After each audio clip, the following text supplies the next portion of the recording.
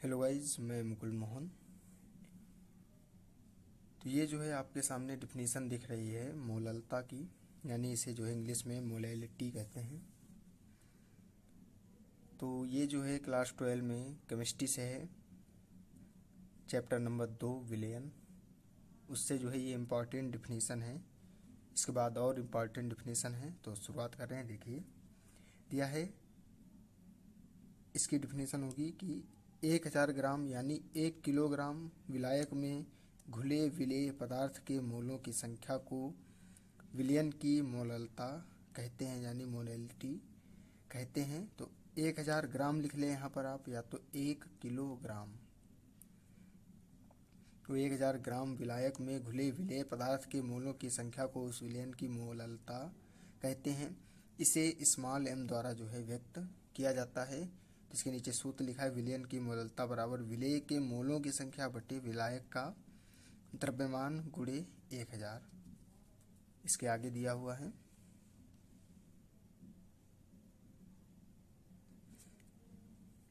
लिखा है कि यदि किसी विलायक के W ग्राम में विलेय के x मोल उपस्थित हैं तो m बराबर x अपान W इंटू 1000 जो है होगा। तो ये सूत्र याद करें।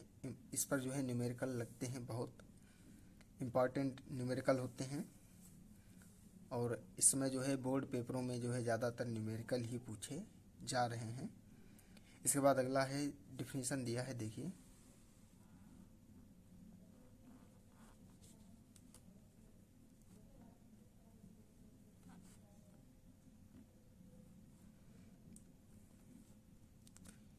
ये दी हुई है फार्मलता यानी फॉर्मेलिटी। तो किसी विलयन के 1 लीटर आयतन में घुले विलेय पदार्थ के ग्राम सूत्र द्रव्यमानों की संख्या उस विलयन की फार्मलता फॉर्मेलिटी कहलाती है। किसी विलयन के 1 लीटर आयतन में घुले विलेय पदार्थ के ग्राम सूत्र द्रव्यमानों की संख्या उस विलयन की फार्मलता कहलाती है। इसे कैपिटल F से जो है व्यक्त करते हैं। तो यहाँ पर सूत्र लिखा हुआ है, विलेय की फार्मलता बराबर विलेय का द्रव्यमान बटे विलेय का ग्राम सूत्र द्रव्यमान गुणे विलयन का आयतन ml में यानी मिलीलीटर में, और एक गुणे में जो है 100 होगा यहाँ पर। फिर इसके बाद जो है डिफिनीशन देखिएगा। ये डिफिनीशन दी हुई है मोल प्रभाज यानी मोल अंश। मोल प्रभाज को ही मोल अंश कहा जाता है, तो मोल फ्रैक्शन। तो ये भी जो है इम्पॉर्टेंट डिफिनीशन है, बहुत ज़्यादा। देखिए दिया है, किसी विलयन में उपस्थित किसी अवयव के मोलों की संख्या। यहाँ पर अवयव का अर्थ है विलेय या विलायक से। विलेय या विलायक की आपने डिफिनीशन चैप्टर जब शुरू होता है उसमें पढ़ी होगी। तो अवयव का मतलब यहाँ पर विलेय या विलायक से। तो किसी विलयन में उपस्थित किसी अवयव के मोलों की संख्या और विलयन में उपस्थित कुल मोलों की संख्या के अनुपात को उस विलयन के उस अवयव का मोल अंश कहते हैं। डिफिनीशन समझिएगा, किसी विलयन में उपस्थित किसी अवयव के मोलों की संख्या और विलयन में उपस्थित कुल मोलों की संख्या के अनुपात को उस विलयन के उस अवयव का मोल प्रभाज यानी मोल अंश कहते हैं। इसे प्रायः जो है कैपिटल X से व्यक्त किया जाता है। तो सूत्र क्या हुआ, अवयव का मोल प्रभाज बराबर अवयव के मोलों की संख्या बटे मिश्रण में कुल मोलों की संख्या। तो इसके आगे आपको ये समझना होगा, हमने लिखा है,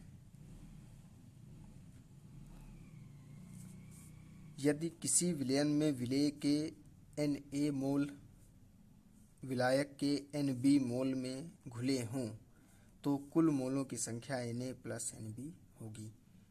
यदि किसी विलयन में विलेय के Na मोल हैं, ये Na मोल जो है विलायक के Nb मोल में घुले हैं, तो कुल मोल कितने हो गए, Na प्लस Nb। तो ये लिखा है हमने। तो अब अवयव थे हमारे पास विलेय और विलायक, तो पूछ दिया जाए कि विलेय का मोल प्रभाज बताइए, तो XA लिखेंगे, क्योंकि मोल प्रभाज को जो है हम ऊपर पढ़ चुके हैं कि X से जो है व्यक्त किया जाता है। तो अब यहाँ पर विलेय का है तो XA, यहाँ पर कह रहा है ना विलेय के Na मोल हैं, तो यहाँ पर XA मोल लिख लिया हमने। तो सूत्र क्या हो गया, Na अपान Na प्लस Nb। ऐसे ही विलायक है तो इसका हो जाएगा XB, तो NB/Na प्लस NB, ये भी सूत्र इस पर जो है न्यूमेरिकल है। तो इसको जो है आपको अगले वीडियो में बताएंगे, उसमें जो है न्यूमेरिकल इस लेसन के जो है बताएंगे। इसमें डिफिनीशन है, पहले वो देखेंगे, वो जो है कंफर्म करेंगे सभी। तो फिर जो है एक नए वीडियो के साथ मिलेंगे।